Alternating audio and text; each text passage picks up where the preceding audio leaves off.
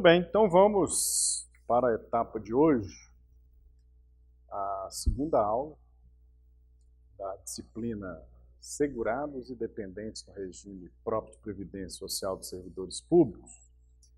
E nessa aula, só para a gente relembrar, na aula passada, na verdade, nós tratamos do cargo público efetivo, ou melhor, do servidor titular de cargo público efetivo, as situações que envolvem o servidor público titular de cargo efetivo, forma de acesso ao cargo, a forma de inscrição, a filiação, as controvérsias, sobre concurso, nomeação, posse, exercício, e todas aquelas derivadas da situação do servidor titular de cargo efetivo. Também na aula passada, nós tratamos do servidor ocupante, até o termo é diferente, Um é titular de cargo efetivo, quer dizer, ele titulariza mesmo, ele detém o cargo efetivo. Ele tem um provimento mais perene, um vínculo mais permanente, por isso que é chamado titular de cargo efetivo. Isso não quer dizer que tenha o reserva, não é nessa ideia de titular e reserva, mas é aquele que tem o domínio daquele cargo durante aquele período em que ele exerce as funções. E no caso do ocupante de cargo em comissão, a palavra já é diferente. Ocupante não é titular de cargo em comissão, porque ele não titulariza o cargo. A titularização do cargo, no caso do cargo efetivo, nós vimos, possibilita ao servidor uma estabilidade. Então, ele tem o domínio, ele pode titularizar o cargo, diferente do servidor que ocupa cargo em comissão. Ele é um ocupante, e a palavra é essa mesmo, ocupante de cargo em comissão. Porque ele não tem uma estabilidade no cargo. Ele tem uma nomeação que é, no caso que nós estudamos, a nomeação em sentido amplo. Livre nomeação e exoneração. Então, ele não tem um vínculo permanente com o cargo. Pode haver uma alteração de acordo com critérios de conveniência, oportunidade de quem detém a nomeação para esse tipo de cargo. Então, nós vimos a questão do cargo em comissão, as polêmicas também que envolvem o ocupante de cargo em comissão, mas no sentido amplo. E hoje nós vamos falar dos servidores públicos ocupantes de cargo público temporário, emprego público, seja ele efetivo, em comissão, amplo, restrito e temporário, e função pública permanente ou temporária, e as questões que vão envolver essas demais categorias funcionais ou dos servidores públicos. Eu quero mais uma vez ressaltar o perigo de falar só regime próprio de previdência dos servidores públicos, sem mencionar, na verdade, que ele se refere ao titular de cargo efetivo. Porque fica parecendo, quando o leigo se depara com essa sigla, RPPS, ou Regime Próprio de Previdência dos Servidores Públicos, que todos os servidores públicos, indistintamente, independentemente da categoria profissional ou da classificação funcional que ele ocupa, ele tem um regime diferenciado. Não é bem assim. Nós vimos isso daqui e continuaremos analisando essa situação. A ideia, pelo menos, que passou a partir da emenda 20 de 98, era que os servidores titulares de cargos efetivos tenham regime próprio, sejam submetidos às regras do regime próprio. Com aquela polêmica que nós já discutimos aqui em outras aulas, a respeito da obrigatoriedade ou não de ter um regime próprio em cada unidade da federação. E a ideia dos servidores que não são titulares de cargo efetivo, que ocupam outros cargos que não sejam efetivos, muita gente chama de servidores não titulares de cargo efetivo, por exclusão, eles pertenceriam, então, ao regime geral de previdência social. É essa a lógica.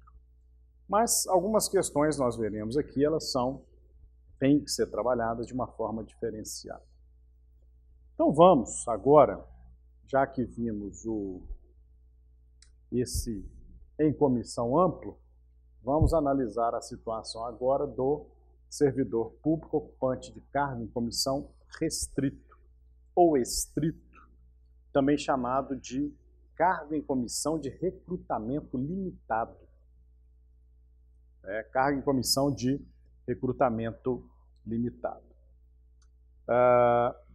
Deixa eu só observar uma coisa aqui. Ok. O cargo em comissão de recrutamento limitado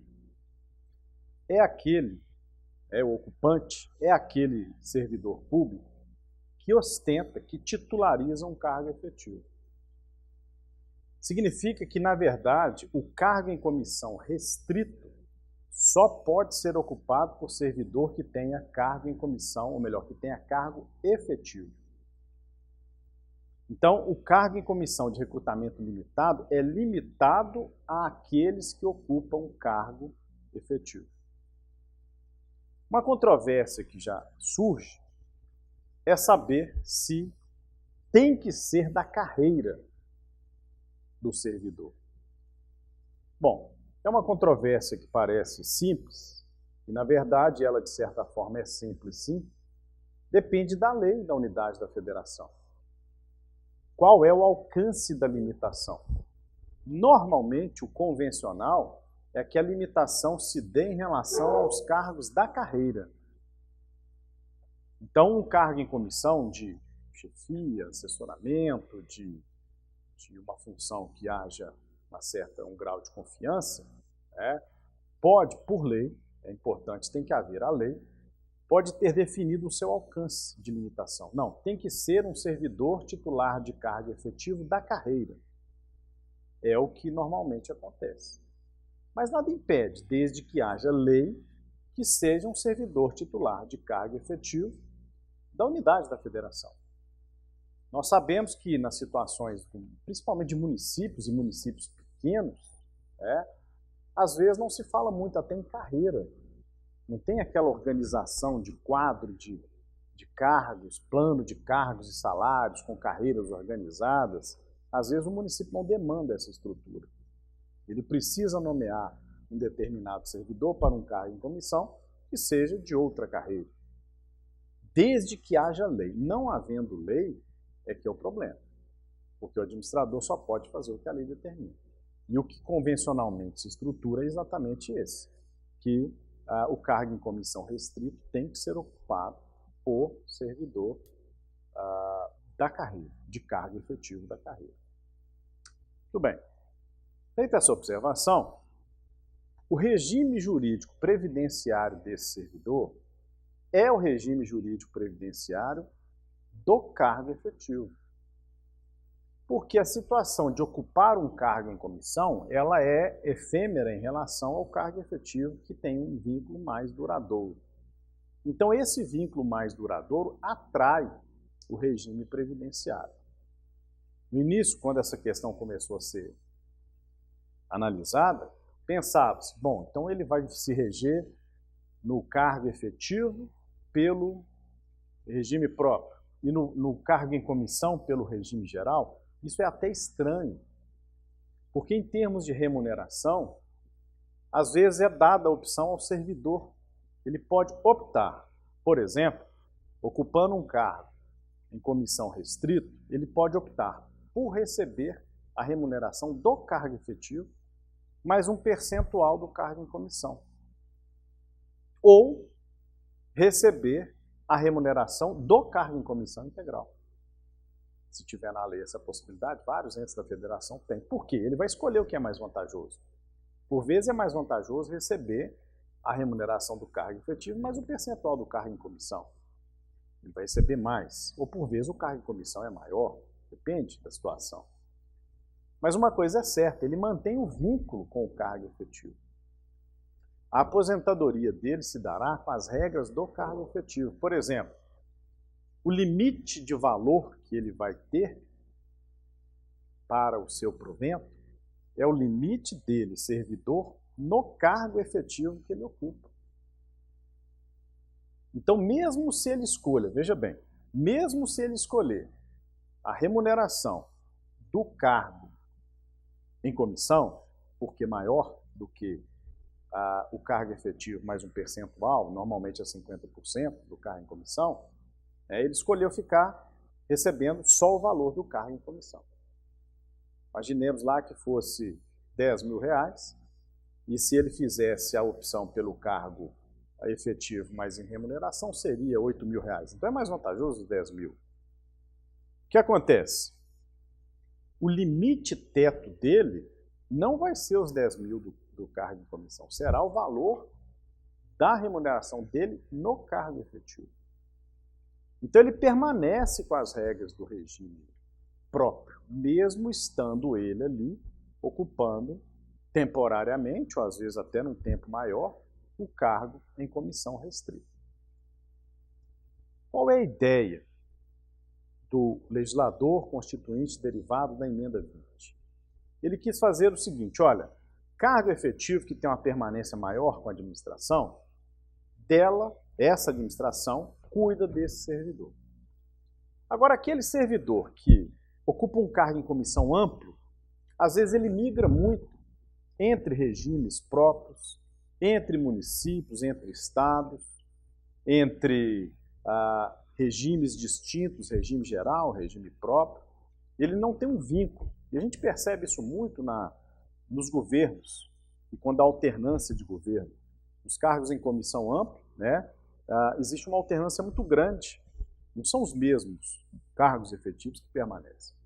Então a ideia é, se eles migram muito para ficar evitando de que ele vá para o regime geral, venha para o regime próprio, depois volte para o regime geral, depois vai para um outro regime próprio, e fique migrando aqueles tempos, emitindo CTC, averbando tempo, porque é um direito dele, da contagem recíproca, ele já permanece enquanto servidor ocupante de cargo de comissão amplo no regime geral.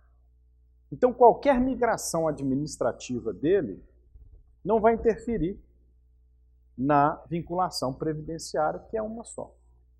Isso não acontece com o ocupante de cargo em comissão restrita, porque ele já é daquela unidade da federação. E a tendência de migração dele é muito menor. E se ele migrar, na verdade, vai ser entre regimes administrativos e previdenciários mesmo. Então, ocupando ele o cargo em comissão restrito, ou limitado, como é chamado também, ou estrito, ele é regido pelo cargo efetivo. Inclusive com as regras de limitação do cargo efetivo. Nós vamos ver isso quando tivermos bem nítida a ideia dos proventos, do cálculo de provento, cálculo de pensão. A gente vai perceber isso com muita nitidez. Muito bem. Tem um detalhe aqui que é importante. Eu citei aqui a emenda 20, Eu venho falando, então, que o legislador constituinte, com a emenda 20, ele teve essa preocupação. Por quê? Servidor público ocupante de cargo em comissão antes da emenda 20. Então, é dizer que essa situação que eu acabei de mencionar, ela ficou deste modo a partir da emenda 20.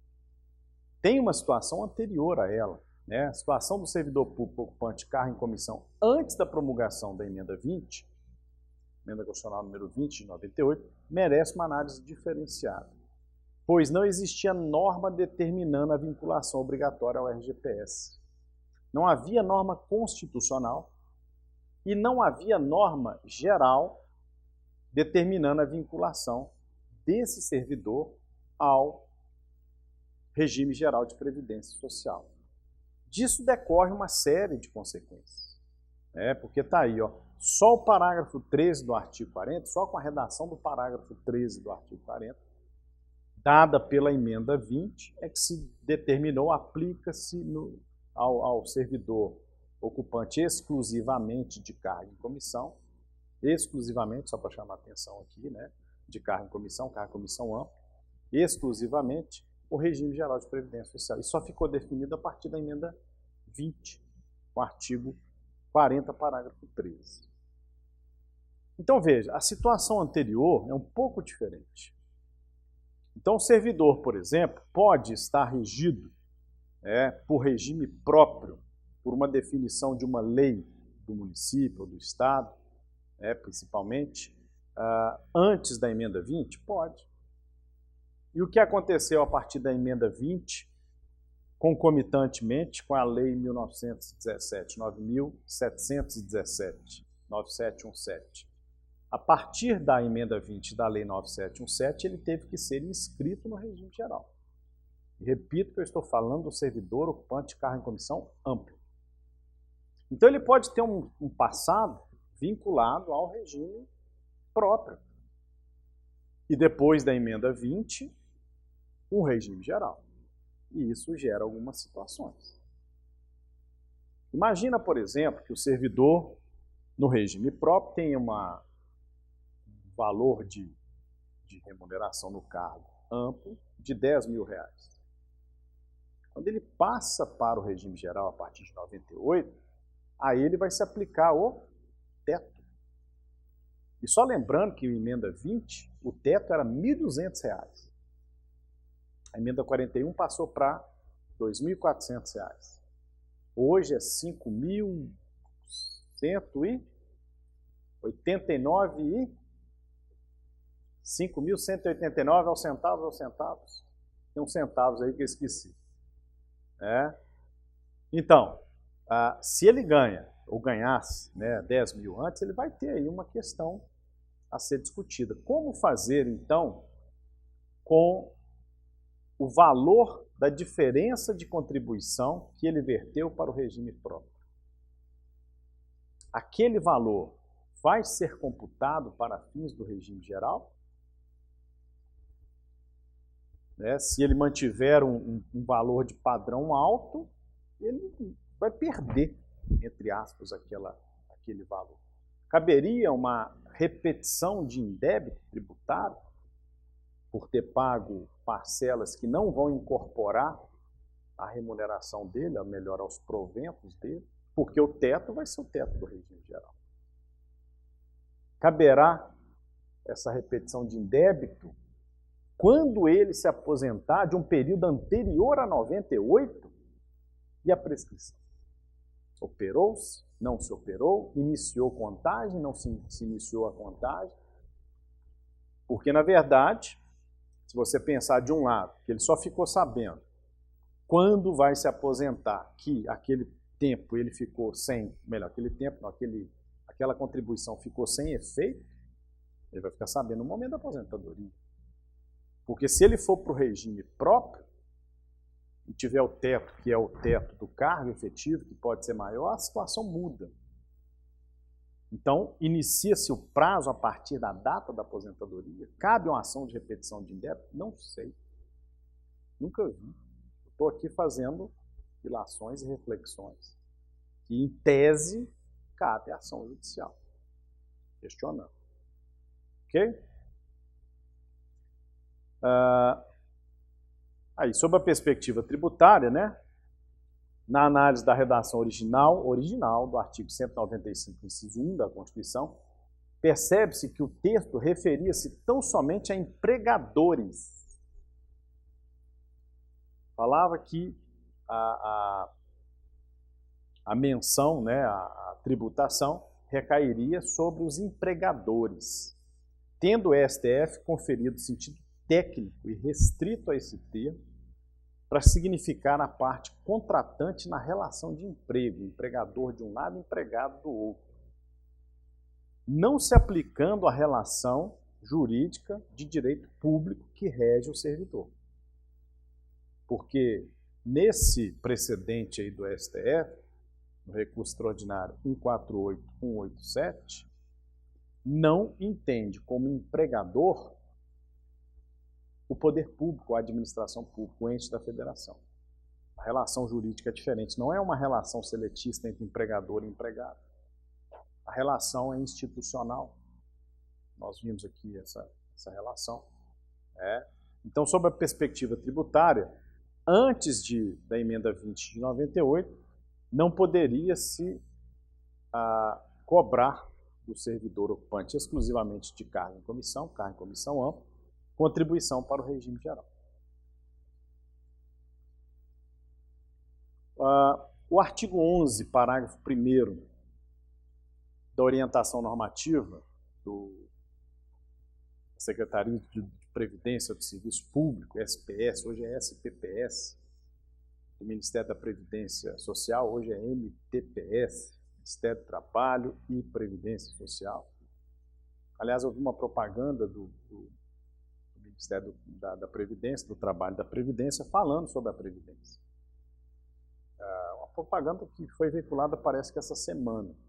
Muito interessante, falando do que é a Previdência Social, da necessidade de inclusão, né, previdenciária.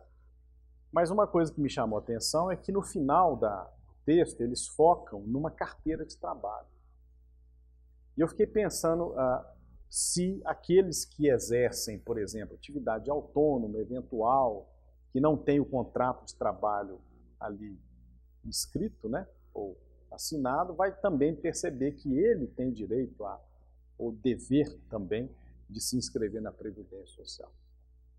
Então, acho que tem que ser pensado. Mas então, a ON número 2, artigo 11, parágrafo 1º, expõe expressamente que até 15/12/98, data anterior à publicação da emenda 20, que é de 16/12/98, o servidor público ocupante exclusivamente de cargo em comissão, que é o de recrutamento amplo, poderia estar vinculado ao RPPS que assegurasse, no mínimo, aposentadoria e pensão por morte nos termos definidos em lei do ente federativo.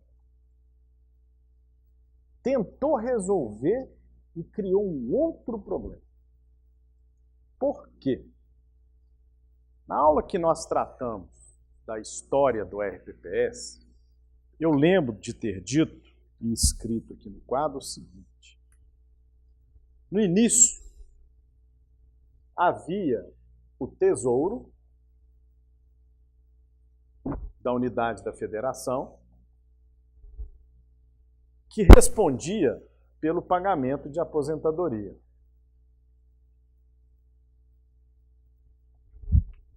E havia, normalmente, um instituto, autarquia, que respondia pela pensão por morte.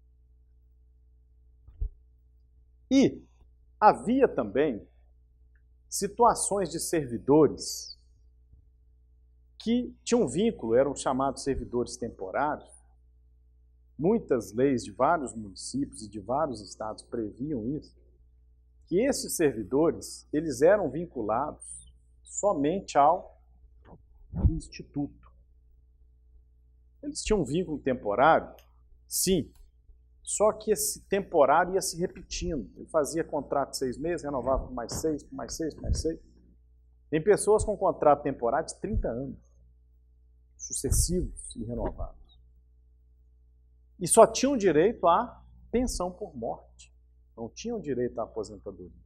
E não havia naquela época, e estou falando aqui antes de 98, contribuição para custeio de aposentadoria. A contribuição só era para custeio da pensão. Então, quando fala aqui, quando dispõe no artigo 11, parágrafo 1º, que só aceita, no RPPS, se assegurasse aposentadoria e pensão por morte, deixou no limbo essas pessoas que só tinham direito à pensão por morte. Não resolveu também o problema aí nesse caso específico. Deveria ter avançado. Lembrando que se trata de uma orientação normativa e não de uma lei. Bom, só essa ressalva que eu não concluí na aula anterior em relação ao ocupante de cargo em comissão ampla. Tem essa questão antes e depois da emenda 20. Pausa.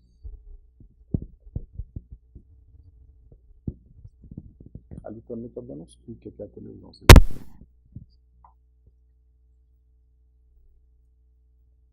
Enquanto isso eu bebo água.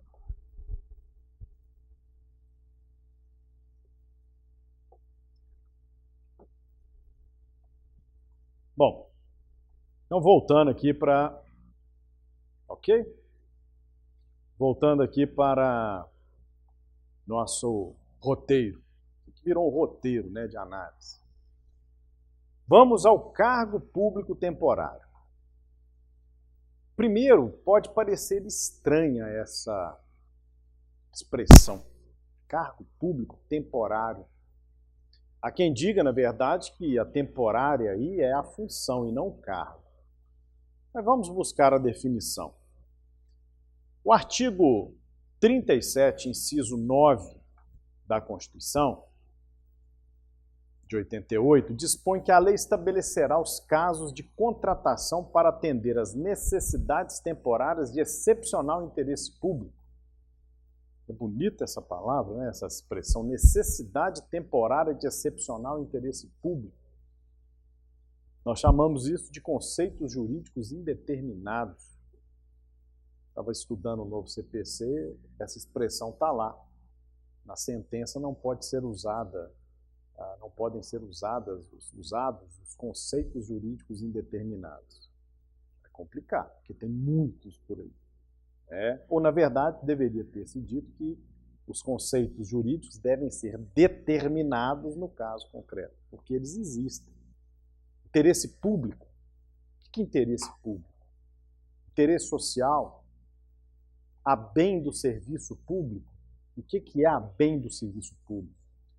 Função social, por mais que tenha ali um parâmetro, né? Função social da propriedade definido na Constituição, lá nos artigos 182, 184, mas não esgota o assunto. É um conceito ainda aberto, né? E tem que ser, por vezes tem que ser, só se determina numa situação real.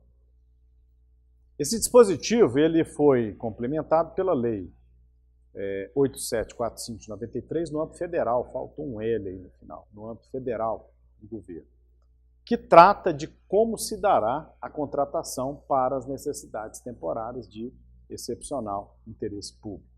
Mas uma coisa é certa, aqui já percebe-se, né, primeiro, que tem que haver uma lei. A lei estabelecerá. Qual lei? Lei de cada unidade da federação. Quem sabe o que é necessidade temporária de excepcional interesse público no município é o município. O interesse local pela repartição de competências, né, é do município. Ele é que vai definir o que é excepcional, necessidade temporária de excepcional interesse público naquele município. Tem que ter uma lei municipal. Então, pode haver uma lei nacional sobre o assunto? Não. Essa lei nacional ela iria ferir o princípio federativo. Tem que ser uma lei de cada unidade da federação. Essa lei vai estabelecer os casos de contratação. Como se dará a contratação? Pode ser feita por concurso público? Pode. Aliás, deve. Será que dá tempo de realizar um concurso público, já que a necessidade é iminente? De urgência, por vezes a urgência impõe essa necessidade temporária de excepcional interesse público. Às vezes não dá para fazer por concurso público, é o ideal, né, que se fizesse.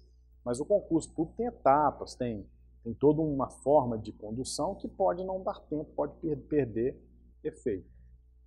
Então pode fazer um processo simplificado.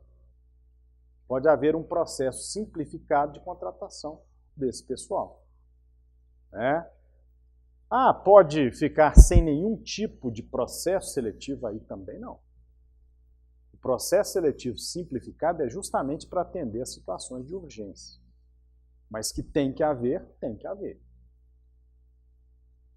Bom, como se dará esse processo? A lei vai dizer. Qual o prazo de contratação? A lei vai dispor. É possível renovação? A lei também vai dispor. O que não pode haver burla, né? É permitida a contratação temporária por 1 ano, sendo passível de renovação por até 40 vezes. Isso não é temporário. Deixou de ter o elemento temporário. O que é temporário? Temporário é um conceito jurídico indeterminado, que se determina num caso concreto. Aí você vai buscar princípios de razoabilidade, de proporcionalidade, pode-se chegar até um entendimento mais ou menos pacífico na jurisprudência de que temporário é no máximo 2 anos. Há situações que extrapolam, mas aí é caso a caso. Mas em 2 anos, eu acho que a administração pública consegue, de uma forma eficaz, resolver o problema da demanda de pessoal. Agora, numa situação de crise, igual nós estamos passando em que os entes da federação estão desprovidos de recursos financeiros, orçamentários e de toda a sorte, pode ser que temporário aí já seja um pouco dilatado. Então isso depende da lei e da situação que menciona. O parágrafo 13, então, do artigo 40, com a redação dada, repito, pela emenda 20 de 98, utiliza essa expressão cargo temporário. Eu não estou, então, inventando aqui alguma coisa. Não. A própria Constituição utiliza a palavra cargo, a expressão cargo temporário. Ela utiliza assim. Por mais que a doutrina e a jurisprudência queiram questionar para dizer que cargo tem que ser o cargo efetivo ou o cargo em comissão, a Constituição criou essa função, ou melhor, criou essa espécie de cargo temporário que muitos entendiam como função. Ou seja, criou uma estrutura. Eu não disse lá que cargo efetivo é uma estrutura permanente da administração pública, acessível mediante concurso público de provas e títulos. Falei lá que o cargo em comissão amplo é também uma estrutura da administração pública, só que acessível, de forma livre, por livre nomeação e exoneração. Exclusivamente, por livre nomeação e exoneração. É uma estrutura. O cargo em comissão restrito também é uma estrutura, só que a forma de acesso é diferente. Pode ser de nomeação livre, mas limitada aos cargos, aos titulares de cargo efetivo.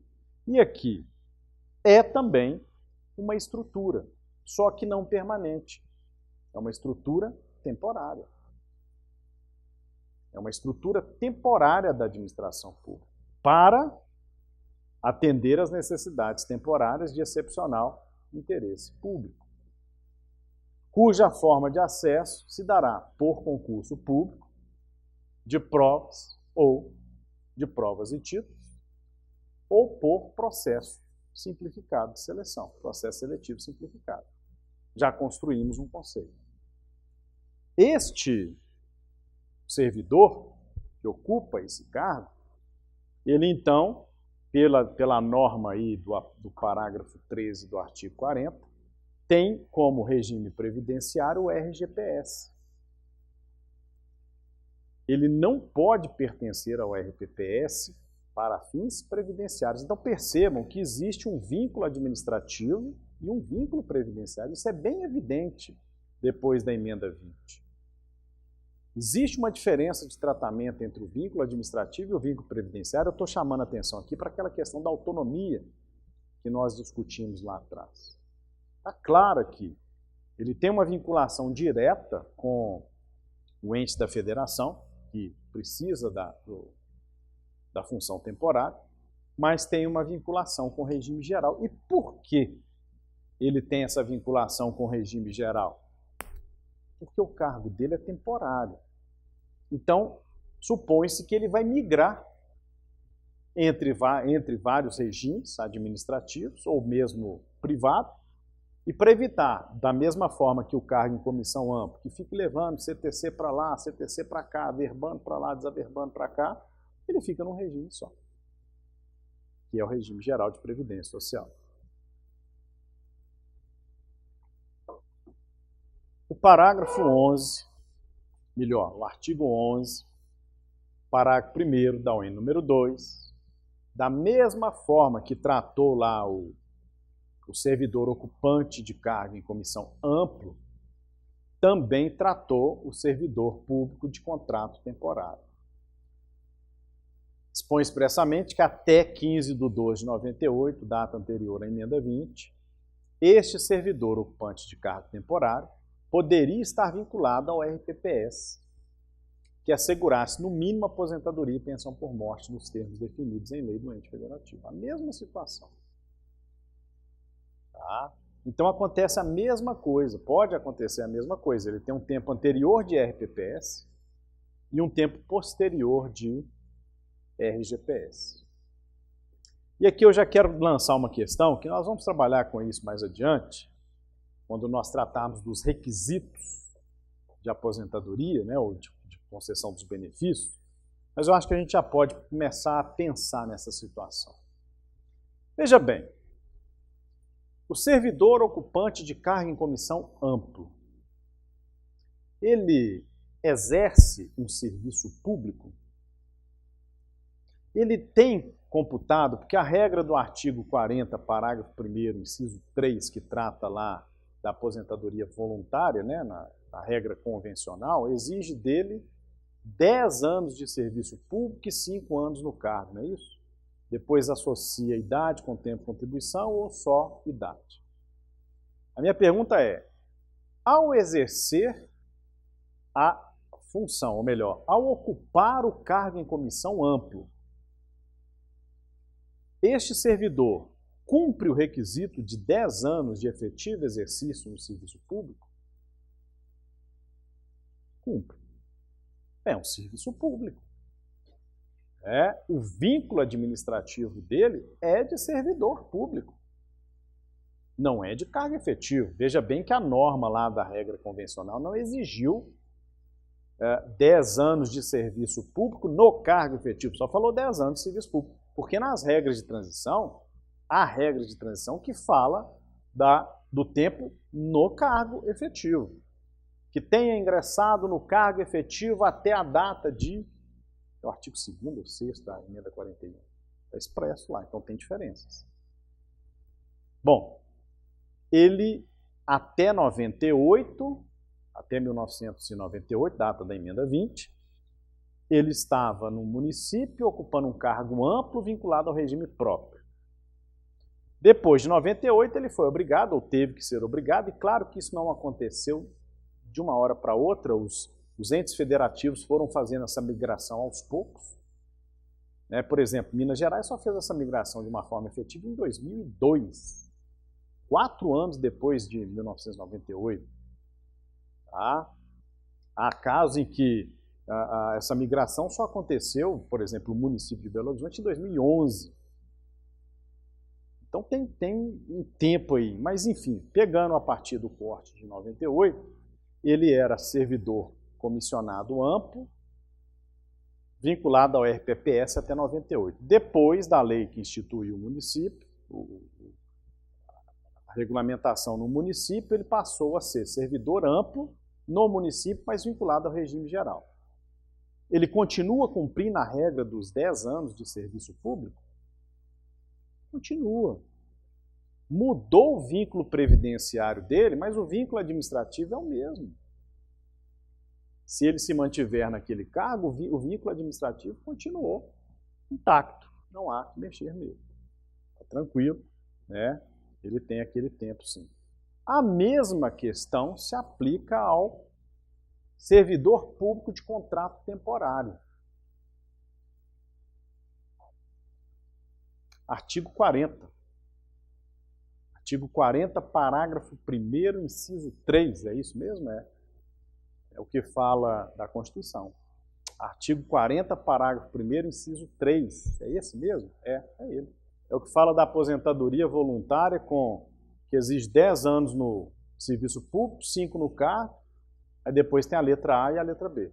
É ele mesmo.